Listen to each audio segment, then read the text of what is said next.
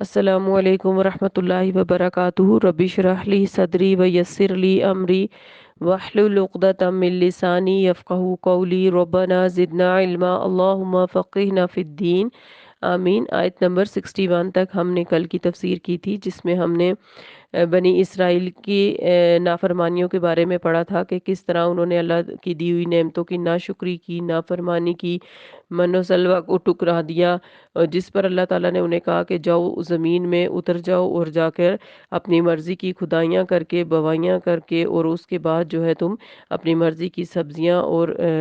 دالیں اگاؤ اور پھر کھاؤ۔ تو انہوں نے اللہ تعالیٰ کی دی ہوئی ایک نعمت جس میں انہیں کوئی محنت نہیں کرنا پڑتی تھی، اس کو چھوڑ کر انہوں نے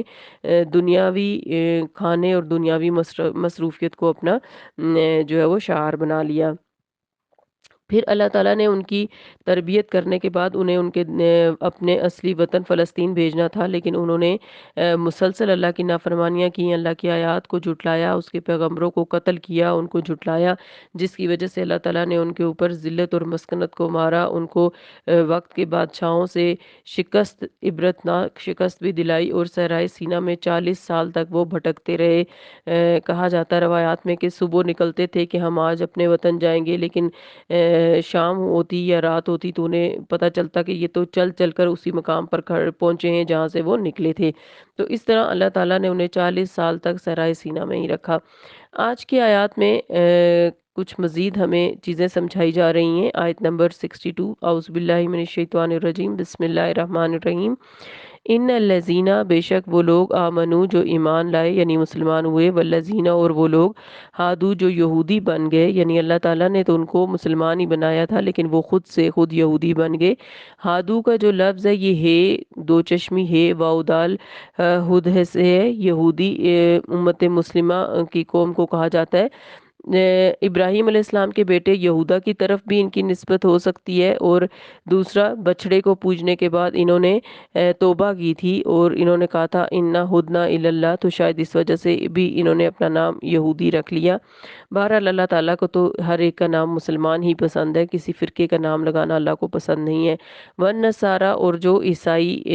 ہیں، یعنی انہوں نے عیسیٰ علیہ السلام کی مدد کی تھی اور کہا تھا نحن انصار اللہ، تو اس وجہ سے ان کا نام نصارہ پڑا، اور بعض روایات کے مطابق نصارہ نام کی بستی کی میں رہنے کی وجہ سے ان کا نام نصارہ پڑا۔ والصابین، اور جو صابی ہیں یعنی ان کے بارے میں بھی مختلف اقوال ہے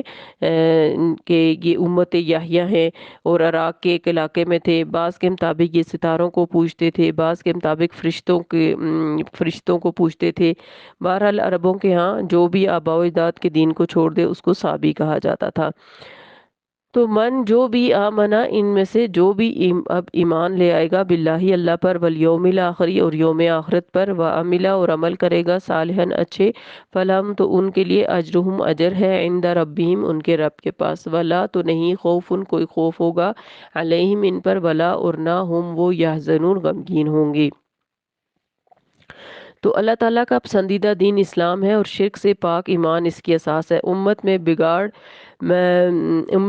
میں بگاڑ کے بعد لوگوں کا ایمان جو ہے وہ شرک سے آلودہ ہو جاتا ہے اور وہ صراط مستقیم سے دور ہو کر مختلف فرقوں میں بڑھ جاتے ہیں اور مسلکوں کے نام لگا لیتے ہیں۔ اللہ تعالیٰ ان کی رہنمائی کے لیے اپنے کسی نبی کو بھیجتا ہے جو گروہوں میں بٹی ہوئی انسانیت کو توحید کی بنیاد پر دوبارہ جمع کر کے ایک قوم بنا دیتا ہے۔ انسانی تاریخ اس بات کی گواہ ہے کہ اصلاح اور بگاڑ کا یہ سلسلہ ہمیشہ سے چلتا رہا ہے، یہاں تک کہ اللہ نے اپنے آخری نبی صلی اللہ علیہ وسلم کو بھیجا۔ اب جس کسی نے بھی آپ صلی اللہ علیہ وسلم کی دعوت پر لبیک کہا تو وہ پہلے خواہ کسی بھی فرقے یا مسلک سے وابستہ رہا ہو، لیکن جب ایمان کی نعمت پا کر اللہ کی رحمت اور اجر کا مستحق ہو جاتا ہے۔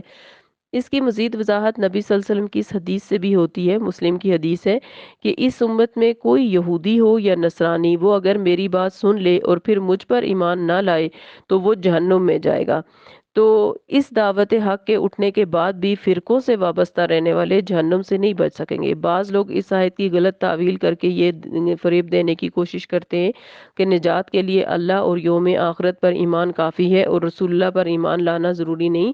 یہ بالکل ہی مغالطہ آرائی ہے۔ اللہ پر ایمان لانے والے کو کھلے دل سے اس کے رسول صلی اللہ علیہ وسلم اور بھیجی ہوئی کتابوں پر ایمان لانا ضروری ہے، ورنہ اس کا اللہ پر ایمان کا دعویٰ باطل ہو جائے گا۔ جن فرقوں کا اس آیت میں ذکر کیا گیا ان میں بنی اسرائیل نے تو اپنی پہچان یہود کے نام سے کرائی، عیسیٰ علیہ السلام کے ماننے والوں کا دعویٰ ہے کہ وہ نصارہ کہلاتے ہیں۔ البتہ سابی ان گروہوں سے علیحدہ مسلک کے لوگ ہیں۔ ان کے بارے میں جیسے کہ میں نے آپ کو پہلے بتایا کہ وہ کواکب یا یعنی ستاروں کو پوجتے تھے یا فرشتوں کی پرستش کرتے تھے، اور یا کسی اور قدیم مذہب سے ان کا تعلق تھا۔ اللہ ہی بہتر جانتا ہے ان کے بارے میں۔ تو بہرحال اس آیت میں سیکھنے کی بات یہ ہے کہ نجات کسی خاص امت یا گروہ سے یا مسلک یا فرقے سے وابستہ ہونے سے نہیں ہوگی، بلکہ نجات کے لیے عاملہ صالحاً بہت ضروری ہے۔ اور پھر ہم مسلمانوں کو بھی بحیثیت گروہ کہا گیا ہے کہ کوئی خوش فہمی میں نہ رہے کہ ایمان کہ وہ نبی صلی اللہ علیہ وسلم کی امت ہے تو وہ بغیر عمل کے بخشا جائے گا، بلکہ اس کو بھی بہترین عمل صالح کرنے ہوں گے ایمان کے ساتھ، تبھی اس کا ایمان جو ہے وہ اللہ کے ہاں مقبول ہوگا۔ آیت نمبر 63، وَإِذْ اور جب اخذنا لیا ہم نے میثاقکم پکا وعدہ تم سے، واؤ سے کاف وثق کہتے ہیں ایسا عہد جو پورے شعور سے باندھا گیا ہو۔ تو بنی اسرائیل سے اللہ کی کتاب کو مضبوطی سے پکڑنے کا، اس پر عمل کرنے کا مضبوط عہد مراد ہے۔ ورفعنا اور اٹھایا ہم نے، اونچا کیا ہم نے، فوقکم اوپر تمہارے سروں کے، الطور طور کو۔ سریانی میں ہر پہاڑ کو طور کہا جاتا ہے، لیکن یہاں وہ پہاڑ مراد ہے جہاں موسیٰ علیہ السلام سے اللہ تعالیٰ نے خطاب کیا اور ان کو تورات عطا کی۔ تو جب بنی اسرائیل نہیں مانے تو اللہ تعالیٰ نے ان کے سروں پر کوہ طور کو اس طرح معلق کر دیا جیسے چھتری ہوتی ہے۔ خذو کہا کہ پکڑ لو، ما جو آتیناکم دیا ہم نے تم کو، یعنی کتاب مراد ہے تورات اور تورات کے احکامات، بقوتٍ ساتھ قوت کے، وَاذْکُرُوا اور یاد کرو، ذہن میں محفوظ رکھو، پیروی کرو، یعنی جو اللہ نے احکامات اتارے ہیں ان کی پیروی کرو، موقع پر اللہ کے حکم کو یاد کرو، معاملات اور عمل اس کے ذریعے سے اس کے فیصلے کرو۔ ماں جو بھی فی ہی اس میں ہے یعنی تورات میں، لعلکم تاکہ تم تتقون تم متقی بن جاؤ، تو یعنی برے انجام سے بچ سکو، تو اپنی کتاب کے مطابق عمل کرو۔ آج ہمیں بھی یہی کہا حکم دیا گیا ہے کہ جو اللہ نے ہم سے کتاب کا پر عمل کرنے کا حکم دیا ہے اس پر ہم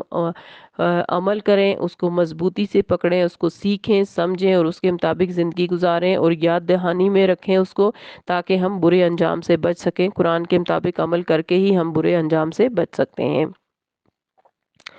تو اب بنی اسرائیل کی ہدایت کے لیے اللہ تعالیٰ نے اپنے احکامات کو تورات کی شکل میں نازل فرمایا تھا اور ان سے اس کی پیروی کرنے کا عہد لیا تھا۔ قوم کی بے حسی اور انتہائی غیر سنجیدہ روش کے پیش نظر اللہ تعالیٰ کے ایک عظیم مظاہرے کے ذریعے انہیں اس عہد پر مضبوطی سے قائم رکھنے کے لیے ہیبت والا ماحول بنایا گیا تاکہ نافرمانی کے انجام کا شدید احساس ان کے ذہن نشین ہو جائے، یعنی طور کو بطور چھتری یا سائبان بنی اسرائیل کے اوپر معلق کر دیا گیا، جس سے ان کو یہ خیال ہوا کہ گویا طور اب ان پر گرا ہی جاتا ہے۔ پرہیبت اور باروب ماحول کے ایک مردہ دل قوم کے اندر بھی اس احساس اور شعور کو بیدار کرنے کے لیے کافی تھا۔ اللہ کے ان عاجز اور بے بس بندوں کا یہ عہد و پیمان کسی معمولی ہستی سے تو نہیں تھا بلکہ رب ذوالجلال کے ساتھ تھا۔ دوسرے یہ کہ اس طرح موسیٰ علیہ السلام کی نبوت اور کتاب اللہ کی حقانیت کی ایک اور حصی دلیل بھی ان کے سامنے آ گئی، پھر اب بھلا وہ انکار کیسے کرتے؟ چنانچہ انہوں نے بادل ناخواستہ اقرار تو کر لیا لیکن اس پر قائم نہ رہے اور جلد ہی اپنی سابقہ روش اختیار کر لی۔ لیکن اللہ تعالیٰ کا اس مجرم قوم پر جو ہمیشہ سمعنا وعصینا یعنی ہم نے سنا اور نافرمانی کی عادی تھی، انتہائی فضل و کرم رہا ہے ہمیشہ سے، جیسے کہ اللہ تعالیٰ یہاں پہ بھی فرما رہے ہیں کہ ثم پھر تولیتم منہ پھیر لیا تم نے، یعنی اس جیسے ہی پہاڑ ہٹا مصیبت ٹلی تو کتاب کو چھوڑ دیا، عہد کو بھول گئے۔ من بعد ذالک اس کے بعد، فلولا فضل اللہ تو اگر نہ فضل ہوتا احسان ہوتا اللہ کا علیکم تم پر، ورحمتہ اور اس کی رحمت، لکنتم البتہ ہوتے تم من الخاسرین خسارہ پانے والوں میں سے،